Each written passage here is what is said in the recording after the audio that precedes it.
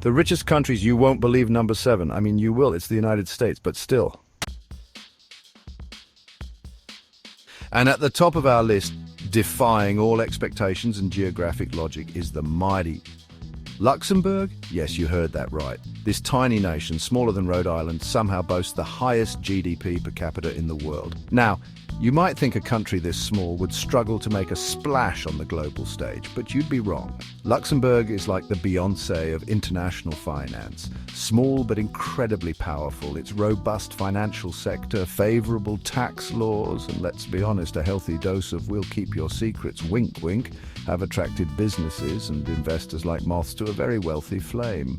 But it's not all about money, darling. Luxembourg also boasts a high standard of living, picturesque scenery, and a charmingly confusing language that sounds like someone gargling with vowels. So there you have it. Luxembourg proving that sometimes good things come in small, incredibly wealthy packages. Coming in at a very respectable number 2 is, of course, Switzerland, because where else would you expect a country famed for neutrality, precision engineering, and discreetly handling the world's ill-gotten gains to rank? Switzerland is like that kid in school who aced every test, always had perfectly sharpened pencils, and probably had a Swiss Army knife with a miniature tax haven built into it. It's a country that just exudes wealth and efficiency, from its stunning alpine scenery to its impeccably clean streets. Seriously, how do they do that? But Switzerland's success isn't just about scenery and cleanliness. It's also a global leader in industries like pharmaceuticals, machinery, and yes, financial services. So, while you might go to Switzerland for the chocolate and the skiing, you'll stay for the rock-solid economy and the comforting knowledge that your money is probably hidden there somewhere too. Taking the bronze medal in our Global Wealth Olympics is Norway. A country that's basically the love child of a Viking warrior and a social safety net. Seriously, they've got free healthcare, free education, and enough natural beauty to make even the most jaded Instagram influencer weep with joy. But don't let all that touchy-feely stuff fool you. Norway's got hustle. We're talking massive oil and gas reserves, a booming seafood industry. Ever had Norwegian salmon? Deliciously lucrative, that's what it is. And a knack for turning renewable energy into cold, hard cash. They're like that friend who shows up to the potluck with a homemade kombucha brewery while simultaneously winning the beer pong tournament. It's impressive, slightly annoying, and you can't help but be a little bit jealous. So next time you're feeling financially inadequate, just remember Norway, a country that proves you can have it all: fjords, fiscal responsibility, and a government that actually seems to care about its people. Chapter 4. Ireland, from potato famine to Silicon Valley's new best friend. Coming in hot at number 4 is the Emerald Isle itself, Ireland. Now, you might think of Ireland as the land of Guinness, leprechauns, and melancholic folk music. And while you wouldn't be entirely wrong, you'd also be missing out on the fact that Ireland is basically the Silicon Valley of Europe. Over the past few decades, Ireland has undergone an economic transformation more impressive than a pub crawl through Dublin on St. Patrick's Day. They've swapped potatoes for microchips, traded fiddles for fibre optic cables, and transformed themselves into a tech powerhouse. With its low corporate tax rates, which, let's be honest, are about as popular with other countries as a leprechaun at a pot of gold convention, Ireland has attracted tech giants like Apple, Google, and Facebook, turning the country into a global hub for innovation and, more importantly, money.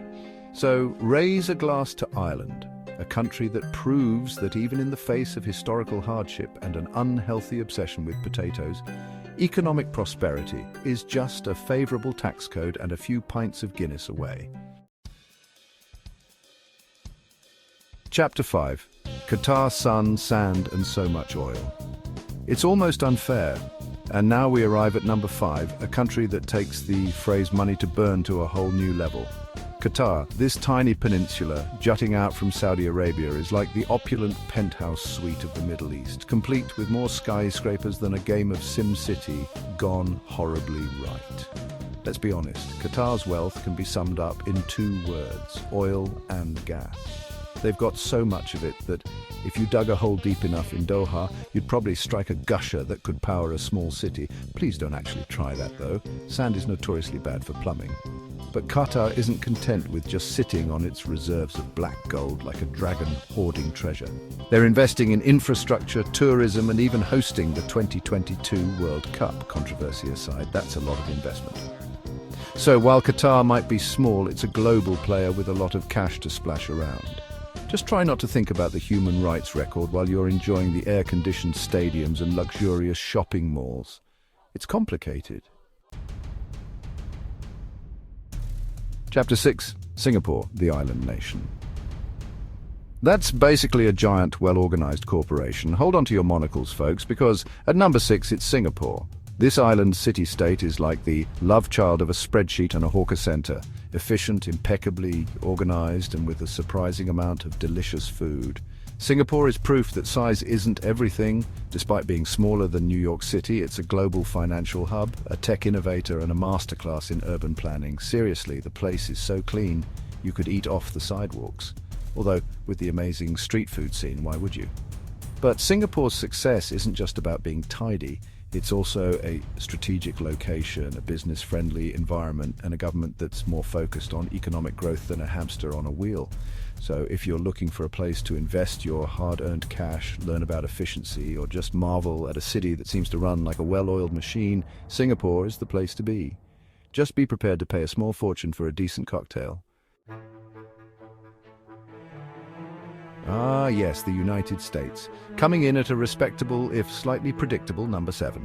It's the country we all love to criticize, mock, and occasionally flee to when things get a bit too real. Looking at you, Canadian expats.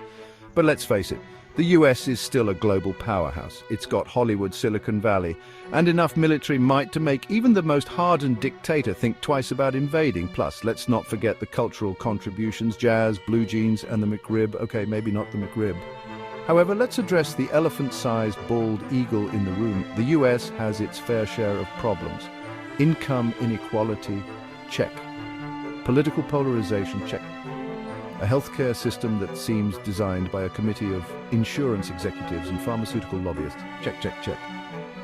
So, while the US might still be a top contender in the global wealth game, it's facing some stiff competition. It's like that aging rock star who still puts on a good show, but is starting to rely a bit too heavily on the greatest hits, and maybe needs to invest in a new wardrobe. And at number 8, we have Denmark, the happiest country on earth, according to some very official-sounding surveys. But what's their secret? Is it the hygge, the pastries, the fact that they have a word for the feeling of cozy contentment? Well, it turns out that happiness might just be good for the economy. Denmark boasts a strong welfare state, a highly educated workforce, and a work-life balance that would make even the most overworked American weep with envy.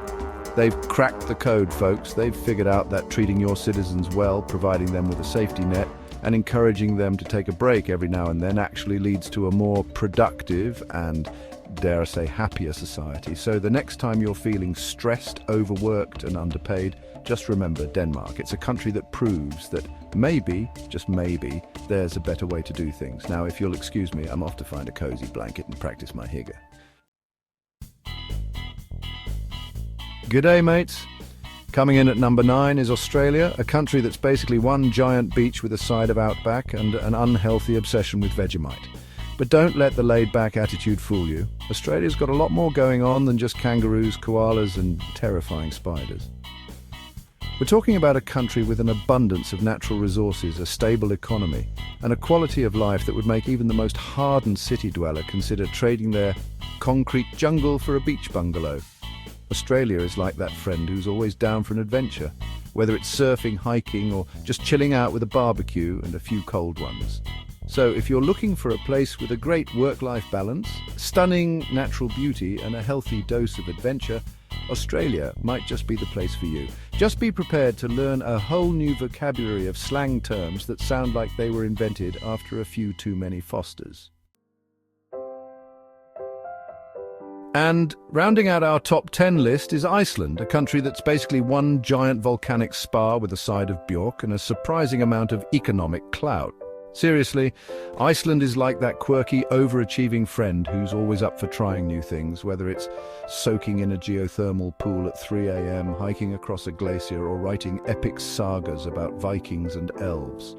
But Iceland's success isn't just about its stunning natural beauty and eccentric inhabitants.